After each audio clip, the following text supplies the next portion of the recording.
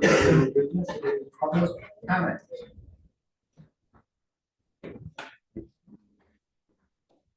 Comment or public comment? Superintendent report. The DPW would like to thank everyone for their cooperation by moving their cars and keeping roadways and parking areas clear for snow removal. Reminder, Sunday night into Monday, we're expecting a pretty big storm, so should be good to keep an eye out on that. We'll try to have the ball field cleared for parking.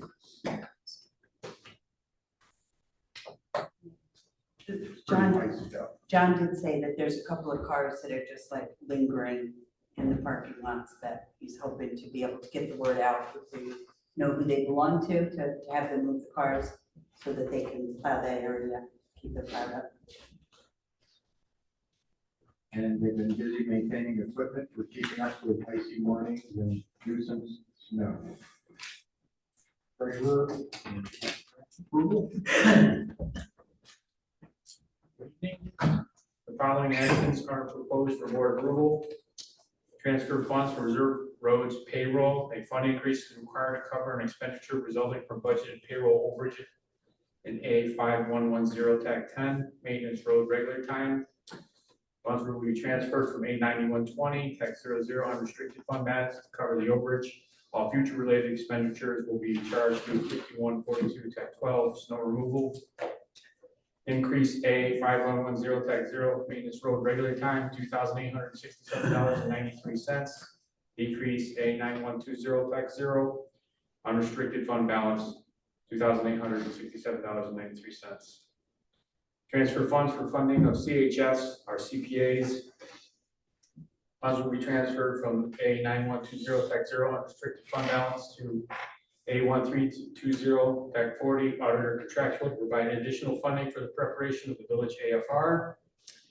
Increase 1320 TAC 4 auditor contractual 5,000 and decrease A9120 TAC 0 unrestricted fund balance by the same amount. Transfer funds from unrestricted fund balance to village insurance for the Subaru purchase. Funds will be transferred from A9120 TAC 0 unrestricted fund balance to A1910 TAC 41 village insurance to provide additional funding related to insurance costs associated with the Subaru vehicle purchase.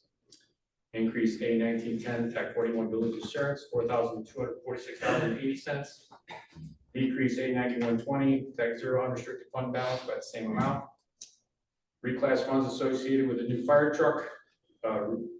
Reclass funds from 1910 TAC 41 village insurance to A1910 TAC 40 fire department insurance to correct an insurance charge that was originally posted to the incorrect account. The treasurer has provided the January abstract for approval, which includes December prepaid invoices and January claims. The total for the January abstract is $120,000. $449.30 to be approved per fund as follows. A fund $66,945.78. F fund $50,856.15, and the G fund sewer $2,647.37. To accept the 1, 2, 3, 4 transfers and reclassifications as stated by the treasurer. Second. Discussion. Yes. Basic. Yes. Emily? Yes. And motion to accept the abstract.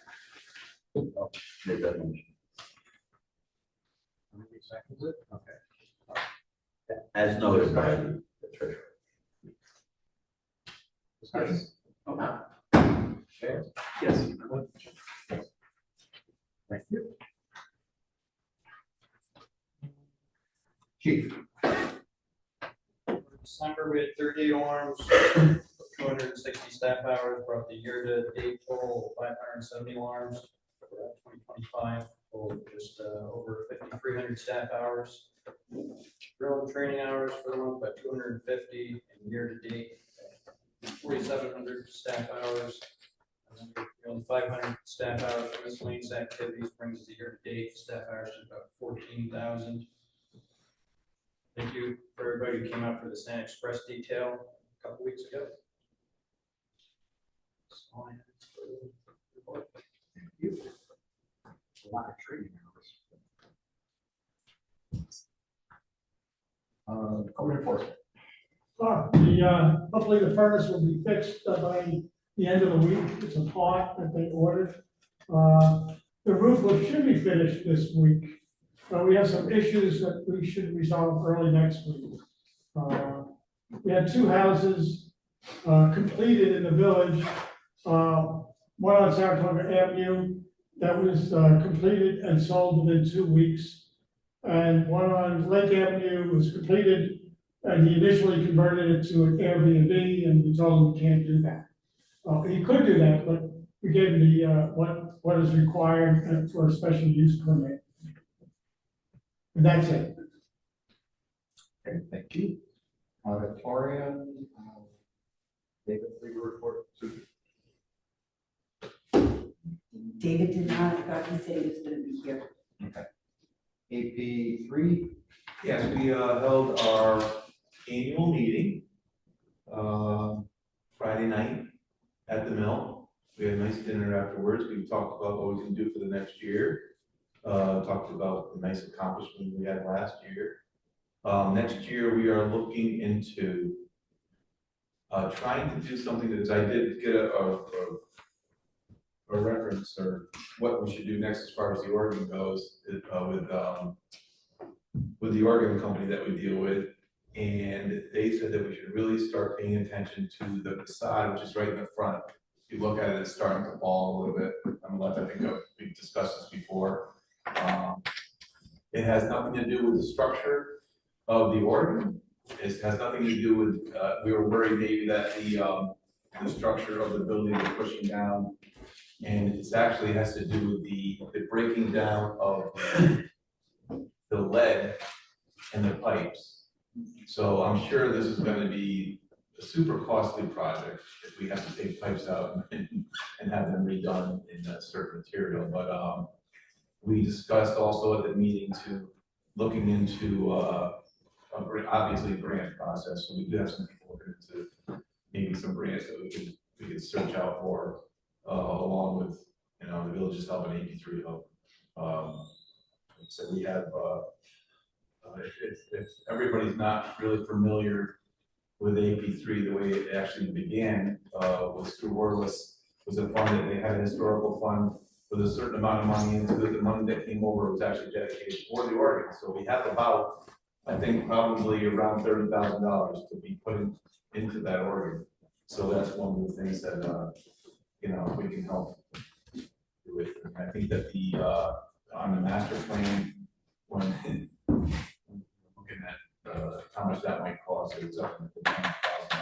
So Sorry, how much? $90,000 having done. So obviously, it's not one of those things that we would be looking at, the major thing to be done, but they seem to think that it's just going to get worse and worse and eventually just kind of collapse. So we'll be looking into seeing what we can do for the next year. The fundraiser, the Rhythms Around Lake fundraiser, I think I scheduled it at the 19th. We may have to move it to the 12th. I called Brooks Barbecue. They are booked forever. Every weekend. I think they have repeat people doing it every year. So I reached out to Miller Backyard Barbecue, which is someone I tried to reach out to last year, and they were booked, but they're open. So we're probably going with them. I'm going to go over tomorrow or the next day to kind of looking to see, how much. I think they do a minimum of 200 meals, but I think they're like $11 a pop. You can still keep it at $20 and still break even. So it looks like the probably go that route. And I think that's about it. I think they have brisket and stew. They do. They have options. They have mac and cheese too. One thing good about them is that you come and you don't want chicken or any of the meat and your whatever vegetarian option. You can actually purchase a order of the mac and cheese and not take a full amount. We'll just have to see how we're going to give some time to.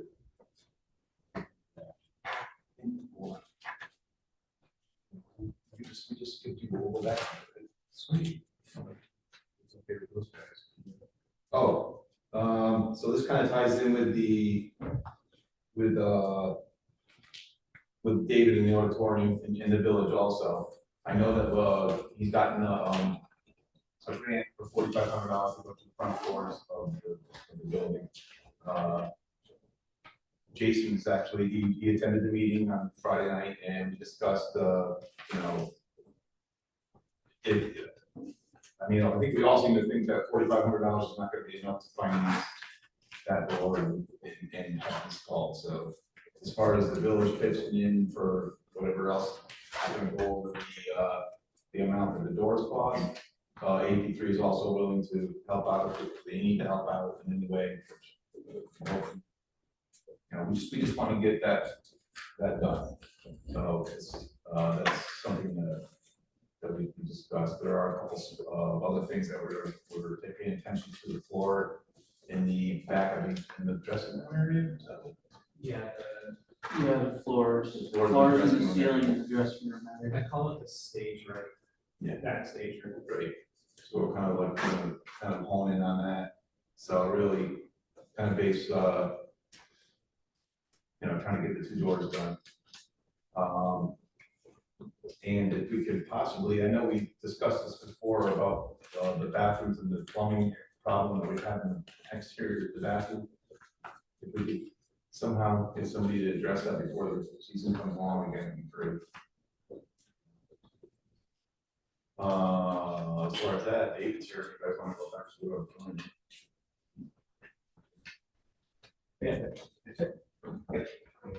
I'm So Jason and I discussed getting estimates for what it would cost to install their, what do we call them, They're bifold. doors. So we would essentially get 4 doors so that they would all match. So 2 for each side of the building, and we could get estimates for what the doors would cost and then what it would cost to have them installed. And then we could present those at the next board meeting. So that would be You identify companies that do that. So, I mean, I think we just need to find a place that will sell us doors, and then any contractor that is willing to hang doors should be able to install if they're pre-hung.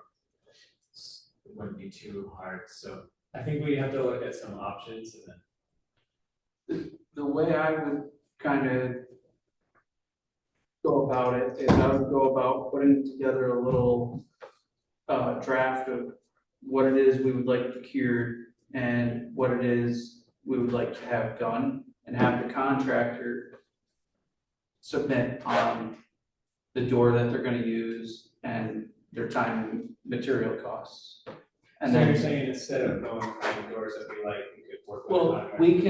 we can create a specification and we can say, this is what we're looking for in the door. It needs to match the existing doors as a 1-for-1 swap, just new and maybe rock proof. Yeah. But we can dictate in verbiage exactly what we're looking for in the door. So my first thought was to reach out to that architecture firm that, Yeah.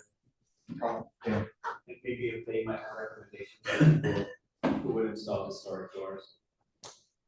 Try to match it to what we have. I'll think about it more for research. We talked about it. They were, Yeah, they were, No.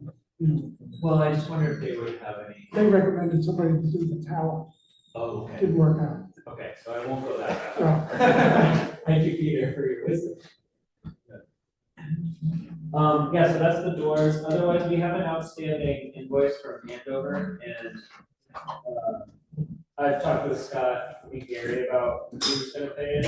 I haven't heard. Okay. I think what we would like to do moving forward is set up an agreement with Andover so that we know before they come and do some work, what they anticipate doing. This is separate from the work that AP3 is paid for, because this is kind of like routine maintenance for the Morgan. And then AP3 is already settled up for the walkboards and the additional items that hang over extent. So Going above and beyond. that's the only outstanding invoice. Yeah, yeah. So I think that the village should go ahead and settle up with it. They addressed it to AP3 and the village, so I think they gave us the option of who would pay for it, but we've kind of been passing it back and forth to Scott, so. Did you, just out of curiosity, because I was talking to Greg about that, did they give you an explanation of what the cost was for one of the bills, was it a travel bill or something, or? Before we pay it, we can get some clarification. I'm imagining that, yeah, because there's two invoices. So one says labor hours include travel time, supervisor mileage, which is for 465. And the other one is labor hours include travel time, and then it says repaired pipes in shop. And that's for about 1,100. I'm just So, curious if we've ever gotten a bill for mileage before? Or at least some bad, I've never heard of mileage.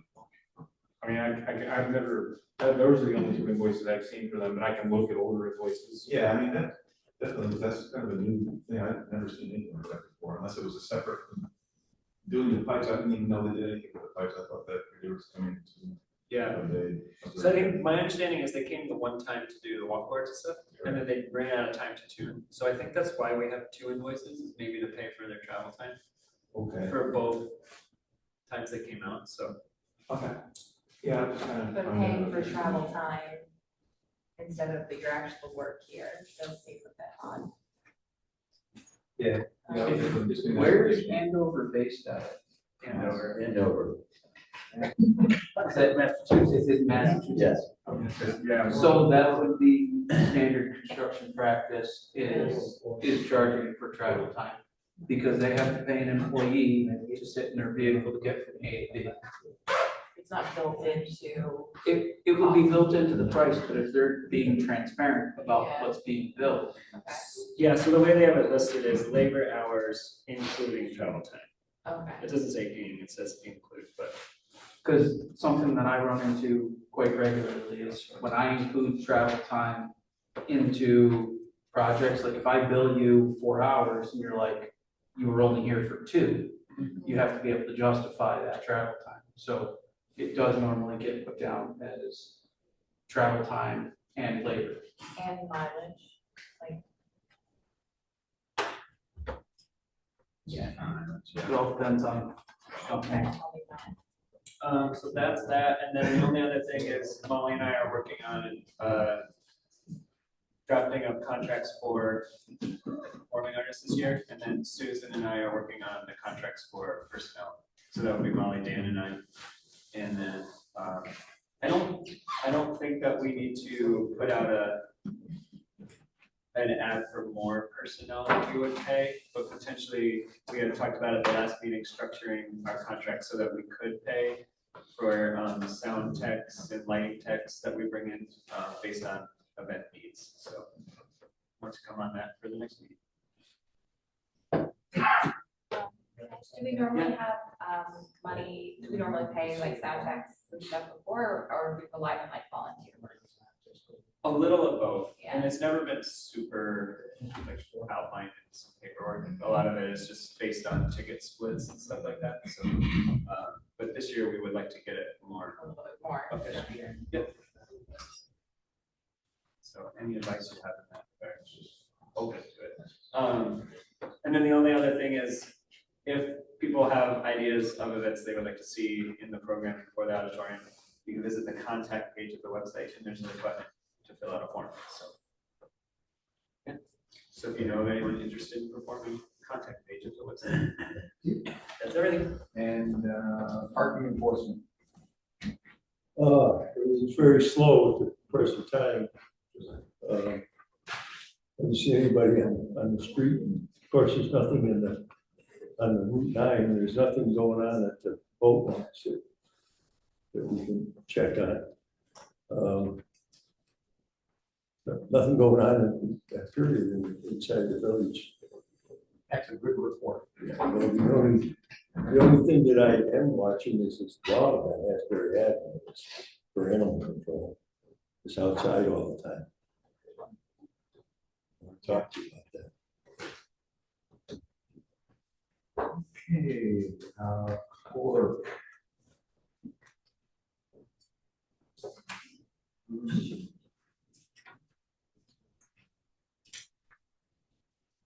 We go to the tree committee. Danielle, you got anything?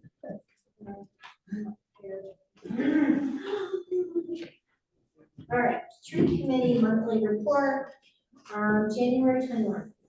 Continuing work with Saratoga Associates on DEC grant reimbursement. The company More Trees Arborist Cooperative performs work in the village yesterday and today, the 20th and the 21st. They removed a silver maple between 7 Second Ave and 47 Burlington Ave that was in the row. I don't know what that means, but maybe you do. And it's capital ROW. Okay. The tree was starting to cause issues with the homes and utility lines.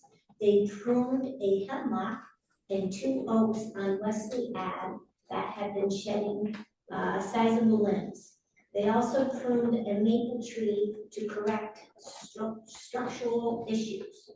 Myself, Eric Olson, and Mark Marion spread native flowers and grass seeds on the village property on the corner of Barn Alley and Burlington. That's all we got. Yeah, thank you.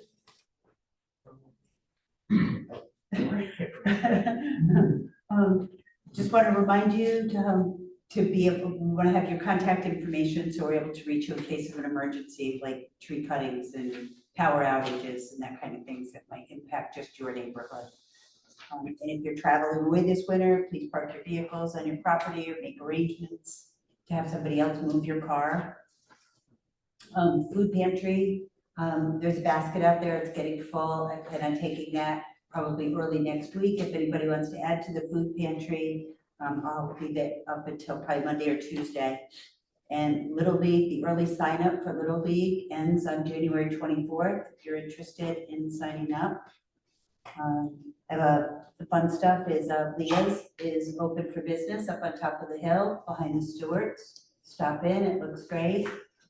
The post office, again, they just wanted me to remind us that procedures are put in place to protect your individual privacy.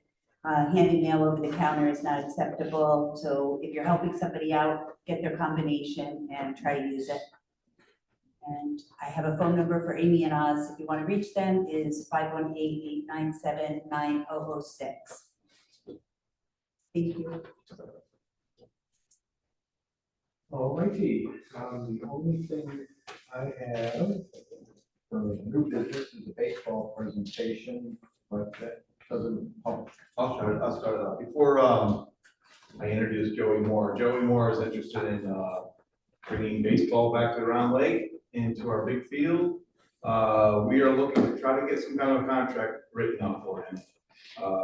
We haven't had baseball played on there since 5 or 6 years, I think before COVID, so we haven't traveled team before that, so it needs some work. I suggest, and I'm not sure how you guys feel about this, but that we if he's interested in coming in and helping fix up the field and get it to playable condition again, that we waive any kind of a fee for the first year. I would say, in lieu of him pitching in for some of the materials that are going to be needed for the field, which is going to be pretty costly. I did talk to the last time we went through this was with the Adirondack Heat. I actually had Fred Severs come over and actually tilled the hole inside for free. At the time, he tilled the whole field in, and they put a lot of product into the field. Back in the day, it was in playable condition for a while. It's just, if you don't play on it, it goes down the tubes. So we really want to get somebody on the field. I did talk to DPW, but of course that would be up to Gary and everybody else too, that he said he would go down, cut the baselines out, till the field, and Joey can get together the DPW, I contacted Peak Landscaping, who was, involved in building the new field that's down there now. He's agreed to meet with Joey or one of our people down and meet with him also, being the liaison for a baseball league. To find out some ideas what we can do to make it, so it could be a nice playing field again. So, with that being said, I'm gonna give you Joey Moore, and he can tell you exactly what he's planning on or what he wants to do for the near future. Hi, John.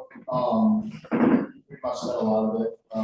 I have a baseball club that our facility is 5 minutes away up next to Northway Church, in the volleyball center. Right now, we just moved there. Previously, we were over upstate, which is right down there. Basically, what I want to do is be able to use this field to, like you said, bring baseball back to Round Lake. I played there when I was in high school, so it has a special place in my heart. I learned a lot of lessons there. I really grew as a player. And I currently live 10 minutes away in Walson Lake, so it's a super convenient location as well. So all the stars are aligning. After my conversations with Scott, what it seems like, you know, the community would love that to be revived as well. As far as what we can provide to the community, which I think matters, you know, just the process of making that field playable will allow the youth to go on there at off times and play and pick up game and whatnot. I personally want to organize some sort of free clinic that my staff puts on for the community of Round Lake and the village residents. I guess we could open up to surrounding areas if that's something that you guys want to do. A little background on me is I went to high school in Saratoga. Then I went on to play Division I college baseball at Albany. And then after Albany, I went to play professional in Australia. My playing career was cut short because I met my wife after coming to Australia. So I turned to, you know, playing locally and amateur leagues, and then I found myself getting into coaching. That's blossomed into, we have 9 teams within 13 to 18 range. So that is, so getting a field for them to be able to at least practice on is a big pain point for us, because we currently use the Saratoga fields for games and practices, and that's very competitive when we get to the summer season. So having at the very least, a practice field, which I think is a good timeline for year one, given the state of the field and, you know, missing fences and things that used to be there and are no longer. As far as my proposed what we need is essentially getting the field in playing shape, which includes, you know, tilling up the infield, refilling it as needed with, you know, whatever soil is there, be it clay or dirt, to make it consistent for drainage. In that process, making sure it's graded and pitched so that we don't have puddles, and it's not like, you know, great, this field is here, but whenever there's one drop of water, it's gonna take a ton of resources to look at it. Yeah, in that regard, I think that's safe for use as well. As far as the outfield and grass areas that don't need to be tilled, they probably need to be rolled out with some sort of weighted, I'm sure you guys know what I'm talking about. Yeah, some sort of steamroller to make sure that there's, you know, divots or potholes out there, even inactivity in the field. We'd like it to be exclusively ours as far as team use, and there'd be a shared calendar between us and the town to be able to know who's scheduled, and, you know, as far as the point of contact, I'm sure that would be Scott, as far as if, you know, the Little League wants to for some reason use the outfield or something for extra drills or whatnot, that the main reason for that. hop-ons are always accepted, but, you know, there would likely need to be some signage there as far as like, hey, if a team comes in and you're in the middle of a game, then you kind of go out to the other spaces. Let's see. The mound probably needs to be built up, or somehow figure out a shared cost in purchasing a used turf mound so that there's less maintenance that needs to be done on that. Probably a home plate tarp and a pitching mound tarp, depending on the material and rebuilding the mound.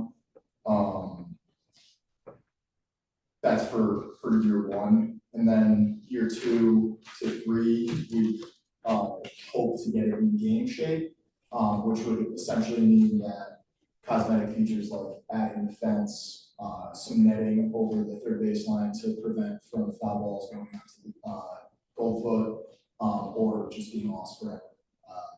That was a big pain point for us.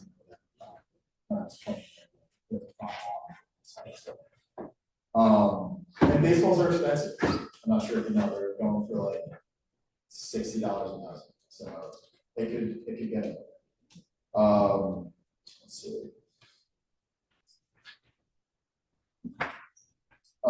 As far as the weekly responsibilities for the field, once it's up and going and it's ready to play on or practice on, just mowing. I think that would probably be the main responsibility as far as DPW goes. As far as raking and lining, that would be our responsibility. As far as post practice, we would provide volunteer support for the actual remaking of the field, whether that be like debris removal or just sheer manpower.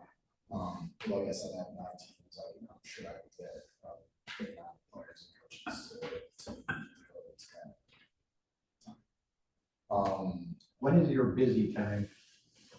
So as far as practices go, it's essentially we would have one team going between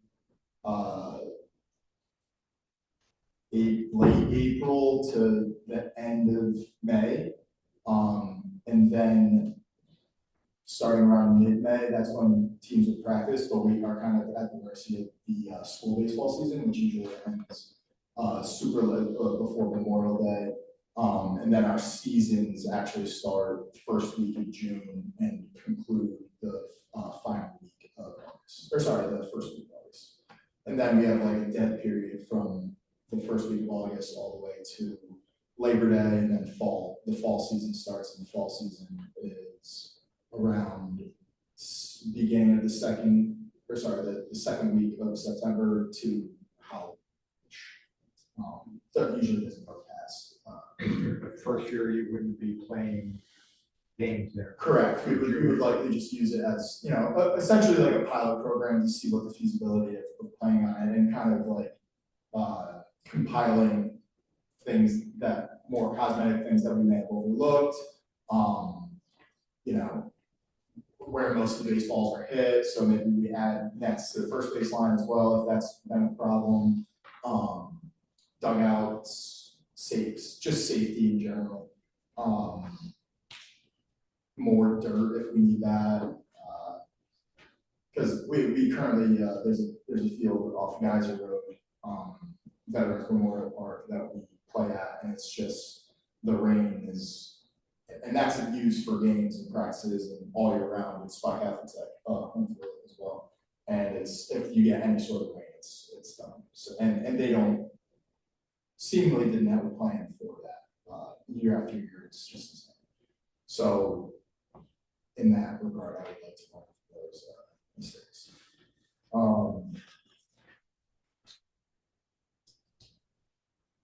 Yeah, so again, year 2 to 3, I think that would be realistic as far as getting game ready. I would imagine that we could likely get donated or cheap material, maybe from local businesses like Sienna Fence, to be able to help the fencing issue. As far as netting, I'm not sure if anybody locally can do that, but maybe a local business would want to sponsor it and get the banner on there. Because those obviously would cost money, another stuff is more than hour, as far as maintenance goes. We would be responsible for any sort of like perceived, for reference, I would put in a vacuum cleaner myself. We would likely put in, which might require fencing, that would be another shared cost or donated cost, if it becomes, you know, misused by the public, let's say. We would build bullpens are like practice mounds on outside of the fence, so that pitchers can get warmed up during the part, and to just maximize practice time as well. That would be something that we would put in if we.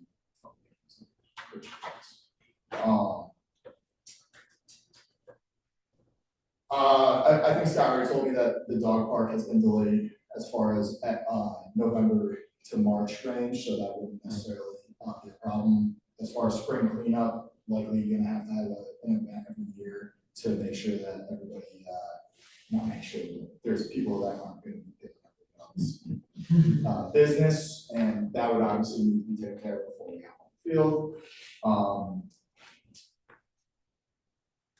Again, signage saying like, don't be irresponsible or disrespectful to the dirt areas, as far as like motorized vehicles of any kind. I don't know what kids have nowadays, but I do know the kids like to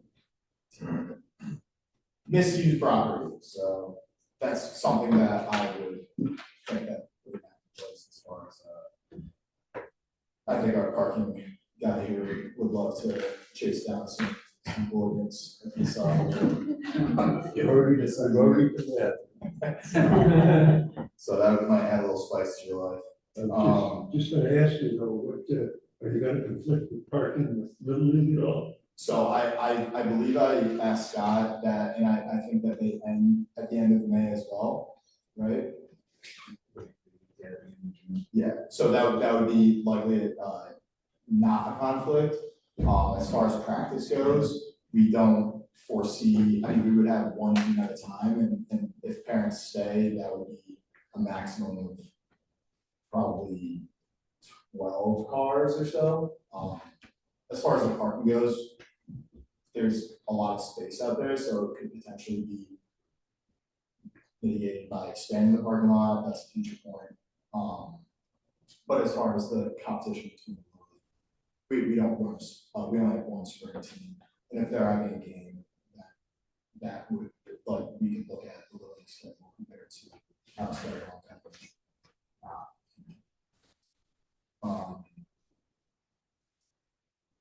Yeah, that's pretty much it. Basically, what we're looking at is, for first year, I thought maybe just a short 1-year contract.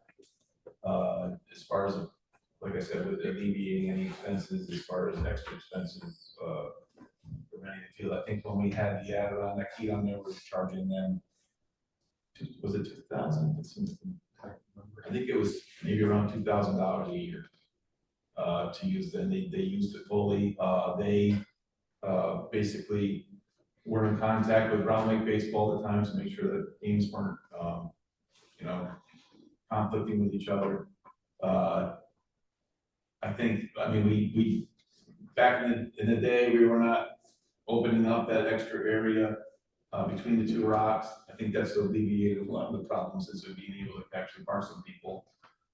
My suggestion would be for a practice squad like him, have his team members park on the other side of the rock, and that leaves the whole parking lot open for Brown Lake Mall baseball. You mean down, is that towards the lake? Yes, That way. so through the two rocks that line along, we go right along the George Avenue. We've been parking people down there just to open it up, because it just, between the T-ball teams and stuff, and people coming in, last minute thought, it's just, you're gonna have people who are gonna come in and they're gonna park on the side of the road, even if they're parking, so it's always gonna be a problem. We did have cameras put in there is a camera put in now. So, I mean, we can definitely, 4 cameras put in. So we do have, access to, you know, repeat offenders or whatever, if any of these out of hand as far as dogs or other people, we can at least take a look at it. Yeah, so I would definitely, I think the whole idea of this is it just basically sit down and draw up our first year contract and then go from there. Years to come, we would obviously, if he's gonna start playing games on there like they did before, we want to be, you know, for using the fields for game purposes only. The other contract that we have with the Adirondack Heat, if they wanted, if other teams were going to be playing on it, like Joey said, if you want people that are coming to use the field while it's not in use, they have to contact us first, and we could actually charge them per game, or Joey can charge them per game if we charge them a certain amount of money per year. So basically, it's always been in the contract. It's never been used. I think with the Adirondack Heat, they used it for. I think they did use it for a tournament one year, and they paid extra for the tournament that was there. So yeah, usually it's in the contract. It states everything basically the same. The field, when he enters the field should be ready to play on as far as next year if he's going to go continue. I think this is a no-brainer just to get the ball rolling, at least get the field so it's in some kind of use, because otherwise it's just gonna get worse. So, What are the next steps? next steps is just to draw the contract the first year. Get together with Gary, or get together with Tom. We'll draw up a contract, and the next meeting we'll bring it to your attention, and you guys can look it over and pass it to the meeting. I do have a question that do you know an approximate cost that how much the village might have to contribute to get this field? Or are you able to potentially bring that cost or provide that cost by the time we have the contract? As far as the dirt replenishment or in tilling? Just a cost in general of what you're going to need to make this season practicable. I guess I can get some quotes out there. I think he previously mentioned that the farmer down the road did pro bono. So if that is the case, we could potentially tap that again. Well, that was one thing I brought to you before, that obviously be up to you guys if you could give up Johnny for a couple of days or to cut out the fields and get it prepared to till them. Yeah, they did that for the. They did it for the small fields, and that would be obviously up to, you know, that's your decision. I mean, if you can do that, that'd be great. I think I don't see any reason why we shouldn't do that. Oh, wait, they're gonna need a building permit, is that what you're No, I was gonna gonna say, when we built the little field, the new field, we used recreational funds that we have, and we still have about $100,000 in recreational funds Yeah. to help build that field. Yeah, so I mean, definitely, we have. But I think any contract proposal is gonna have specific information about what you intend to do and how much it's gonna cost. Yeah, well, it's just hard to tell until you get down there. I mean, it's snow on it and ice until. Right, yeah. So it'd be hard to come up with any kind of I know that when the Adirondack Heat came in, it was the same situation. Like I said, we tilled it out for him. He came in with, he had a couple of loads of dirt that he had paid for, but also used a lot of material that we had. I mean, we have a ton of sand. I just don't know what kind of material they use, which is the reason why I reached out to Pete, landscaping. I do have a decent amount of experience with ball fields, what I did for 4 years with John Half Moon.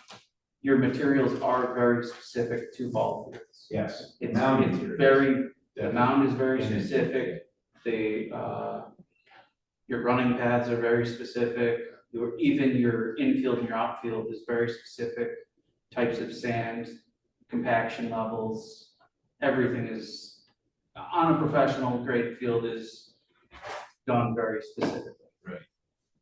So I was just curious, it doesn't have to be like, we're gonna spend $10,000 and 1 cent. But like, a general scope of, are we looking to spend 20 grand, are we looking to spend 2 grand? Just, And then Review the costs. cost, get in touch with Lawrence Stevens, and when we did the little, it was a combination of people involved. Right. All the costs are there. Well, Pete Landscape is on the bill. Okay, so he knows. He knows, Yeah. so that's what I said, He well, did a I'll, great job, so. well, I'll meet with Joey and we'll try to get an idea before the next meeting. yeah, just a ballpark to get things started. Yeah. Ballpark. I think the main thing would be obviously the whatever, manpower / machinery rental that would take place. And then, like Scott said, we can't necessarily put our finger on how much material will take to kind of backfill once we get down to whatever standalone is there or not, right? Like, to make sure that it's drained properly. So I guess that could be one range there. That's okay. I do have another question, actually. In regards to the mowing, are you gonna need a specific mowing schedule for the field? Or is it just going to be mowed following their standard procedures? Right.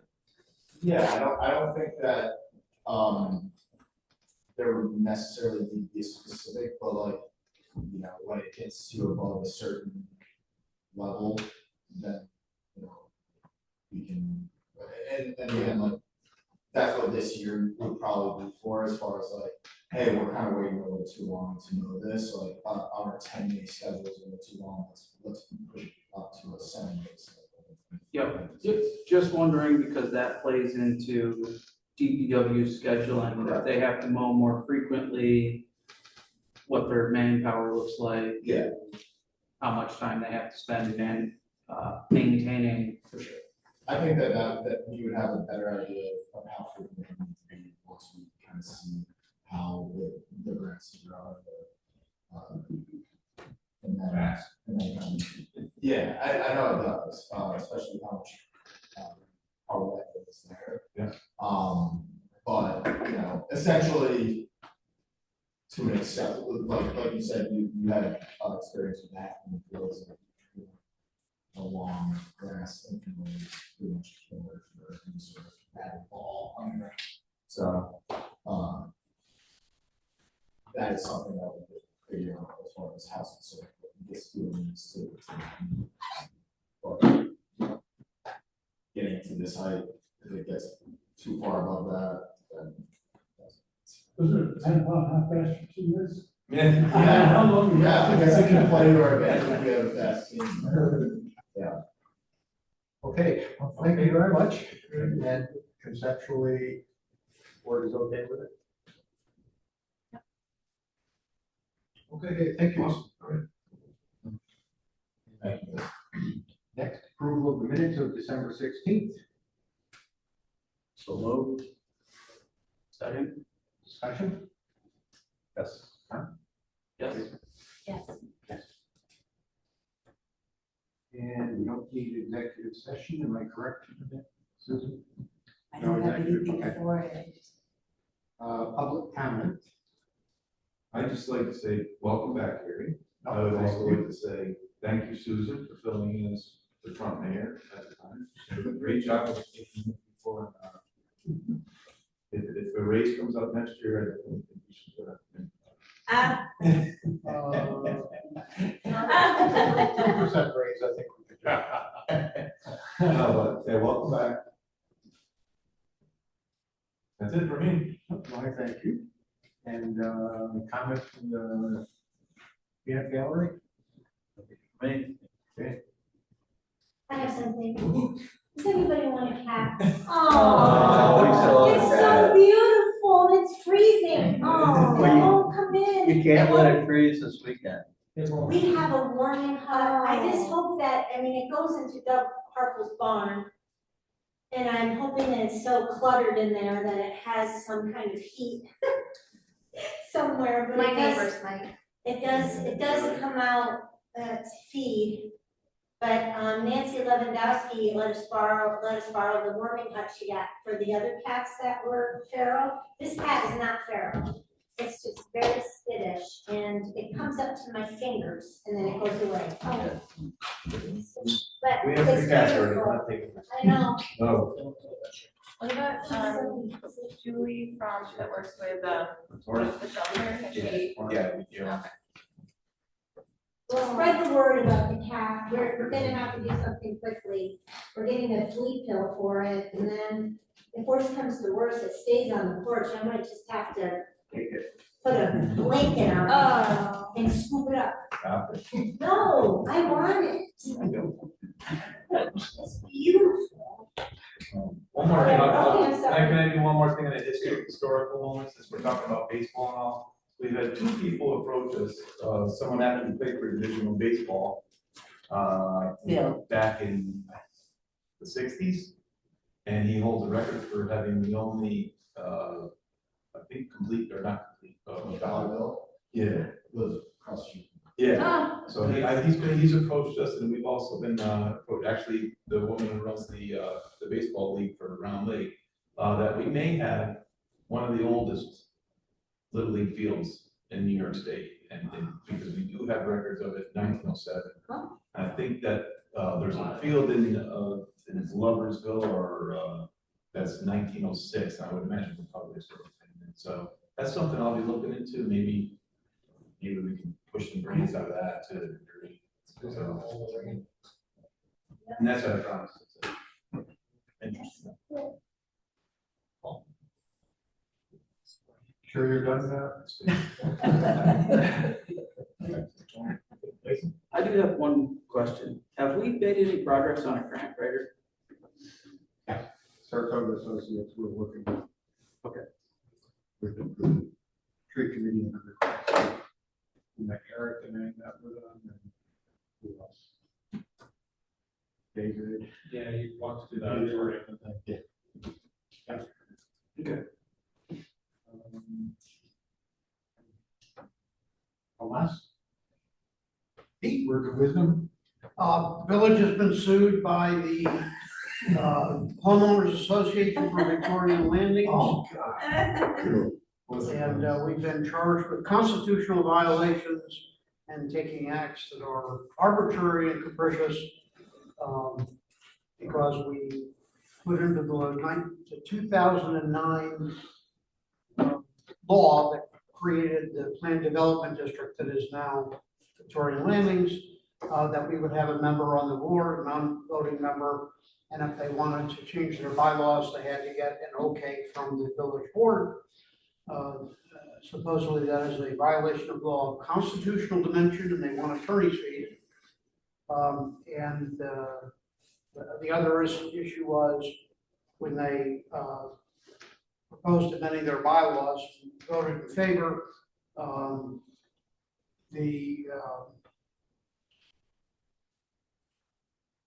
We said we approve, but whatever board cancels a license agreement, that they, for example, if you wanted to put in flowers on HOA property, they would give you a license to do that. And if you do that, it's generally a good amount of money. So if they tell you they're going to yank your license and you can't do that anymore, they have to have some sort of a reason. They didn't object to that. But evidently it's their architectural committee that will make the recommendation to the HOA board to yank the license. And if you disagree with that, if you're the person who's putting the flowers, if you disagree with it, you go to a arbitration committee. And what the HOA objects to is the fact that we said, okay, but the people who are going to hear that appeal can't be the same people who made the decision. And they say that's arbitrary versus. So turn it over to our insurance company. They have hired a very good law firm to defend us, and we've been in touch with them as they strategize on how to do that. That's my report. What are they doing? And public.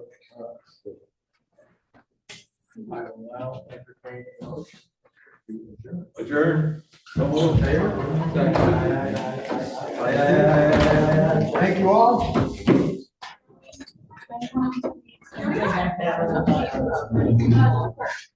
But my team, first, she takes some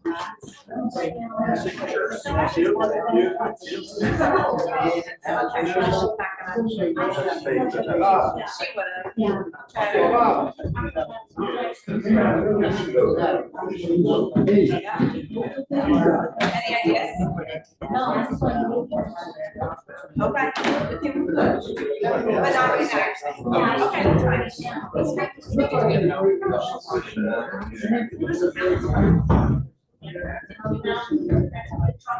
I'm gonna go sit down and write